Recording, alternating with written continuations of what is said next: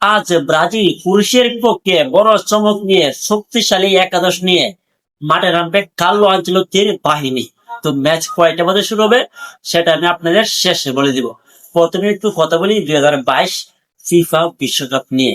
আপনাদের মনে আছে তো 2022 ফিফা বিশ্বকাপে কোয়ালিফায়ারে ব্রাজিল তারা ট্রাইব্রেকারের ম্যাচটা হেরেছিল।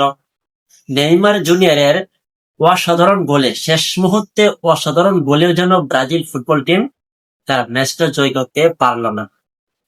ক্রোয়েশিয়া কিন্তু তারাও কিন্তু শেষ মুহূর্তে ব্রাজিলকে একটা গোল দিয়ে দেয়। তো খেলা ড্র হয়েছিল, শেষ পর্যন্ত শেষ মুহূর্তে সেটা ট্রাইব্রেকারে চলে যায়। সেই জায়গায় ব্রাজিল ক্রোয়েশিয়ার সঙ্গে ট্রাইব্রেকারে তারা ম্যাচটা হেরে যায়। তো ক্রোয়েশিয়ার সঙ্গে ব্রাজিল কোয়ালিফায়ার থেকে 2022 ফিফা ফুটবল বিশ্বকাপ থেকে বিদায় নিয়েছিল নেইমার, ভিনিসিয়াস, রাফিনহারা। তো আজকে আবারও সেই ক্রোয়েশিয়ার সঙ্গে ম্যাচ খেলবে ব্রাজিল ফুটবল টিম।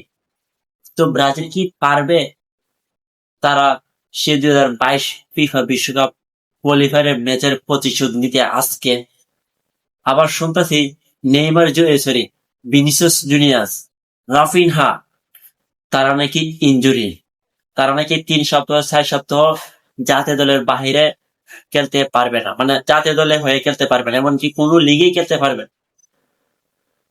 তো কার্লো আনচেলত্তি কেমন একাদশ নিয়ে মাঠে নামবে সেটাই এখন বড় বিষয়। কার্লো আনচেলত্তি বলেছে যে এমন এমন টিম নিয়ে পুরুষের পক্ষে মাঠে নামবো, বড় চমক নিয়ে মাঠে নামবে কার্লো আনচেলত্তি, সেটাই বলেছে কার্লো আনচেলত্তি।